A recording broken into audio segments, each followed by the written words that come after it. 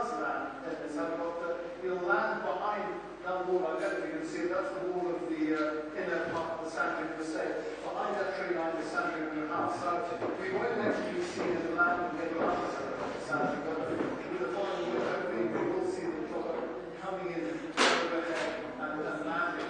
We don't know how long the meeting will last, or what they will talk about, obviously, but we do know that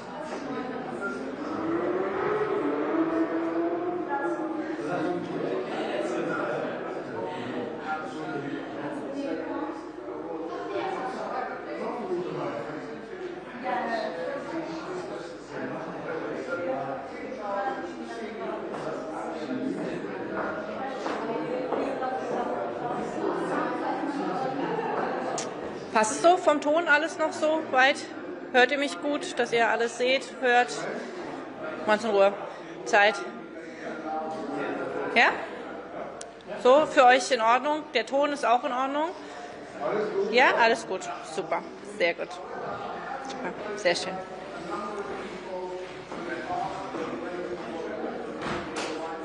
Once again? Of course.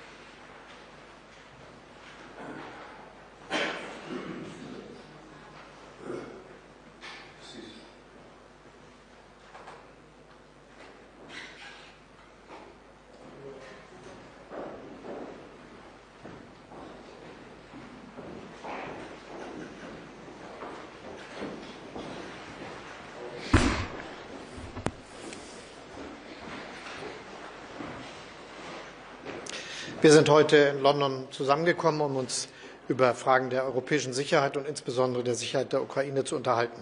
Das war gut und wertvoll, wie auch viele Gespräche, die zuvor stattgefunden haben und viele, die wir in nächster Zeit noch haben werden. Unmittelbar bevorsteht das Treffen im Europäischen Rat, wo wir genau diese Fragen erneut verhandeln werden.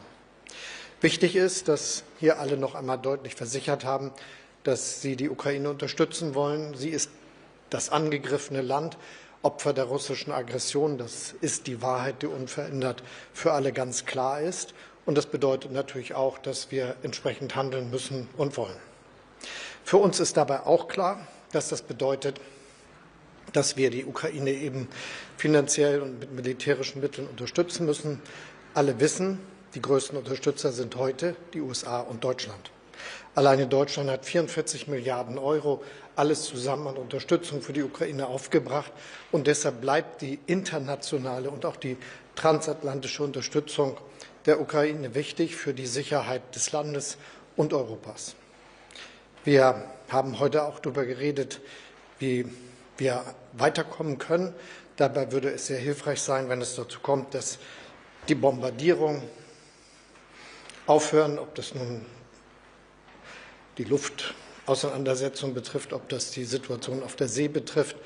Das wäre der Einstiegspunkt auch für Gespräche, die dann weitergehen können.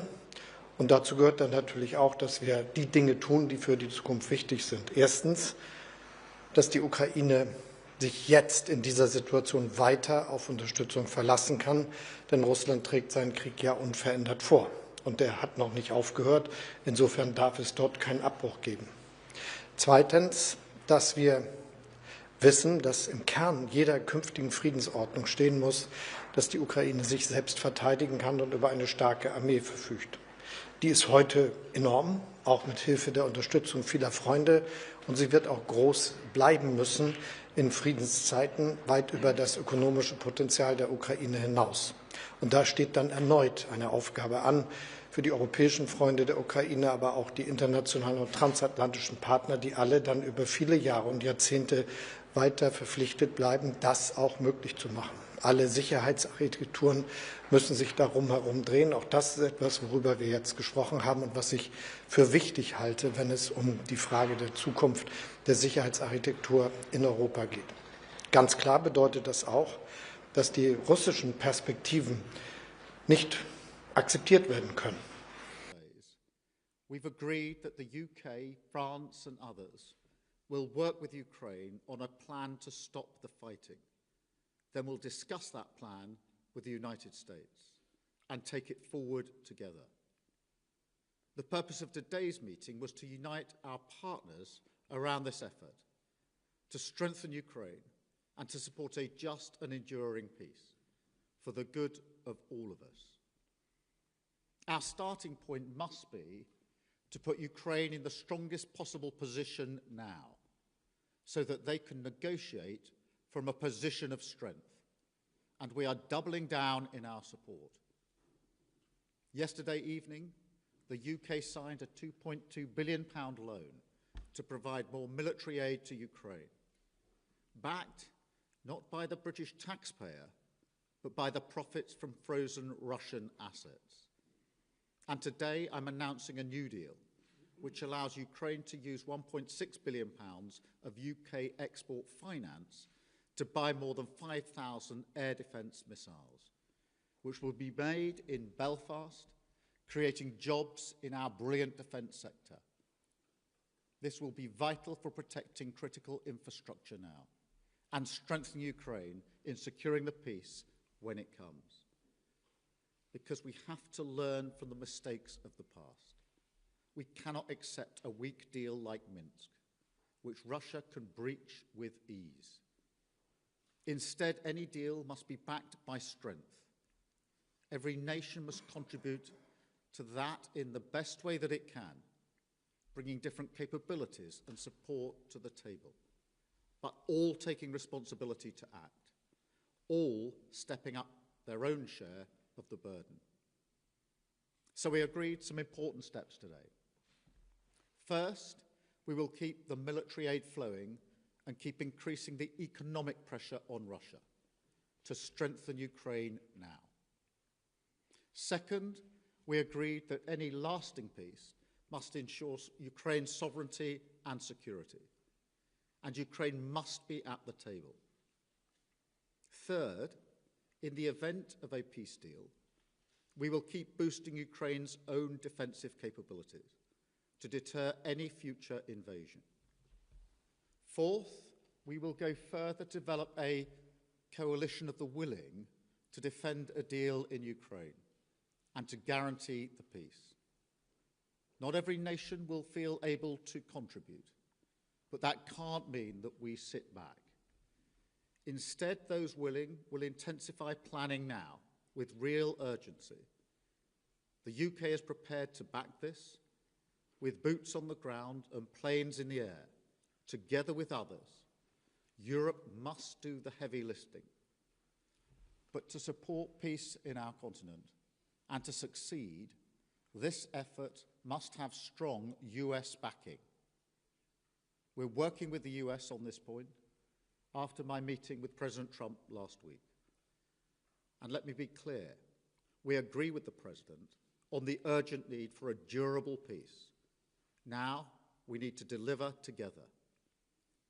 Finally, we agreed that leaders will meet again very soon to keep the pace behind these actions and to keep working towards this shared plan. We are at a crossroads in history today. This is not a moment for more talk. It's time to act, time to step up and lead, and to unite around a new plan for a just and enduring peace. Thank you. I will now take a number of questions, starting, I think, with you, Beth, at Sky. Thank you, Prime Minister. Watching President Trump berate a wartime president and defender of European freedom in the Oval Office said to many people what you've already said in a way, that everything has changed. Given that the US has become an unreliable ally, did you as European leaders discuss the prospect of actually going it alone, and actually what the reality of a US pulling out of this, all of this would mean? Do you think you really do need the US? And if you do you think the coalition of the willing will be enough to bring President Trump back around? Thank you. Well, first, in relation to last Friday, nobody wanted to see what happened last Friday, but I do not accept that the US is an unreliable ally. The US has been a reliable ally to the UK for many, many decades and continues to be. There are no two countries as closely aligned as our two countries, and our defence, our security and intelligence is intertwined in a way no two other countries are. So it's an important and reliable ally for us. The discussions we've had today, particularly the coalition of the willing, is on the basis that this is a plan that we will work with the US, and that it will have US backing. So that is the purpose of the plan, and that is why I spoke to President Trump last night before we developed the work on this plan. Thank you. I've got Robert from ITV. Hi, Robert Pesson, ITV. I want to sort of put to you what will be on the minds of millions of British people. With your commitment in the event of a peace deal to deploy British soldiers to Ukraine, is there now a more real prospect of Britain being at war with Russia? Can you rule that out? The whole point of a guarantee for any deal, or if there is a deal, is to preserve the peace. And if you want to preserve the peace, you have to be prepared to defend the peace. So the reason I've been forward-leaning on this is because I want to avoid conflict, because I do not want conflict in Ukraine, in Europe, and certainly not in the United Kingdom. I want stability in the United Kingdom. The way to ensure that stability is to ensure that we are able to defend a deal in Ukraine, because the one thing our history tells us is that if there is conflict in Europe, it will wash up on our shores. And already in the last 3 years, what's happened in Ukraine has had a massive impact on many working people back here in the United Kingdom because their bills have gone up, their energy bills have gone up. There's been an instability in our economy caused by that conflict. So we are not unaffected by it. And of course, our own security and defence depends on the defence and security of Europe. So every step I am taking is in order to preserve peace, to avoid conflict, because the safety and security of the British people is my #1 duty and responsibility, and I take it very seriously. Thank you. Chris at the BBC. Thank you, Prime Minister. Chris Mason, BBC News. After what happened the other night between Presidents Trump and Zelensky, do you feel a greater personal responsibility alongside President Macron and others for delivering a workable peace? And on the coalition of the willing, as you've described it today, are you persuading more people to join it? Thank you. On the question of responsibility, I do think the United Kingdom should step up and lead. We have done that historically as a nation, and we need to do it again. And that is why we're moving forward on this. On the coalition of the willing, yes, a number of countries have indicated today that they want to be part of the plan that we are developing. I'll leave them to make their own statements about exactly how they want to make that contribution. But we've been able to move that forward. I accept without criticism and with respect the position of other countries that may not feel that they want to contribute in that way. But I strongly feel that unless some move forward, we will stay in the position we're in and not be able to move forward. And therefore, it is a deliberate plan to ensure that we get some momentum and pace here. And it is intended to preserve the peace, and it's intended to ensure that we stay in lockstep with the United States, which is my strongly held belief the best way to preserve security and defence in Europe and security and defence in the United Kingdom. Any sense of how many join the vote? Well, a number indicated today that they wanted to be part of the more forward-looking element. I will, rather than speak for them in terms of exactly how they'll make that known and what their contribution will be, I'll leave that to them. But I'm pleased that a number did indicate that they do think that this is a plan worth backing and that they want to play a part in it. And so we've made real progress today in the course of the last few hours. Thank you. Alex. Thank you, Prime Minister. Alex Wickham from Bloomberg. Bloomberg, I'm sorry. On your coalition of the willing, do you think it can be bolstered by countries that aren't just in Europe? Essentially, we've got Canada represented here today. Do you think you could get countries beyond Europe to join the coalition of the willing, essentially make it almost a transatlantic partnership? And also, in terms of your plan to present back to Donald Trump, how soon do you need to get that done? Is that something that really needs to happen very quickly in days? Thank you. On the countries beyond Europe, obviously we had Canada here, who've traditionally taken a forward-leaning role. They've been working very hard with us on issues like training, and they've been a reliable ally. And I'm encouraging of that because they are already deeply vested in Ukraine. As I say, they've worked on the training, amongst other things. Yes, on the question of the US, look, I spoke to President Trump last night. I'm not going to go through the details of that conversation, but I would not be taking this step down this road if I didn't think that it was something that would yield a positive outcome in terms of ensuring that we move together, Ukraine, Europe, the UK and the US, together towards a lasting peace. And so that's the way I've approached this in the last few days. Hugo, from the I News. Thank you, Prime Minister. Hugo Jai from the iPaper. Obviously, the other party that would need to sign up to any future peace deal is Russia. President Trump has said he wants to talk to Russia. You're coming up with a peace deal without Russia's involvement. What makes you think that Russia can be persuaded to sign up to this deal that's been agreed by its enemies? Well, in the end, a deal will have to involve Russia. Of course it will. But we can't approach this on the basis that Russia dictates the terms of any security guarantee before we've even got to a deal. Otherwise, we won't make any progress at all.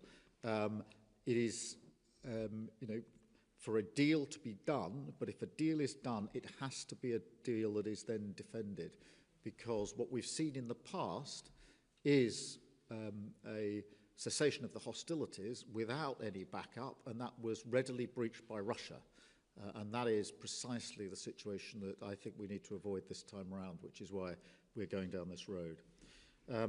Antonello, please, from La Repubblica. Thank you, Mr. Antonio Guerra from La Repubblica. The Italian Prime Minister, Giorgia Meloni, who you had a bilateral meeting earlier today, said that the West must not split on Ukraine. How can you try to convince Meloni and other European leaders that your plan and your coalition of the willing, is the right thing, and to persuade them to join? And do you fear that the West might split on this? Thank you. Well, firstly, I had a very good bilateral meeting with Georgia this morning. We had the first bilateral brunch, I think, in the history of British-Italian relations. So that was a first. We get on personally very well. And she's very clear, I don't want to speak for her, but I mean, I think her position is well known, that Europe and the US have to stand together, and that bond must always be strong. So there's a huge amount of common ground between the way I see this and the way Georgia sees this, particularly the view that it is important for the security and defence of Italy, of Europe and the United Kingdom, that we work, as we've always worked, closely aligned with the United States. Thank you all very much indeed. Thank you.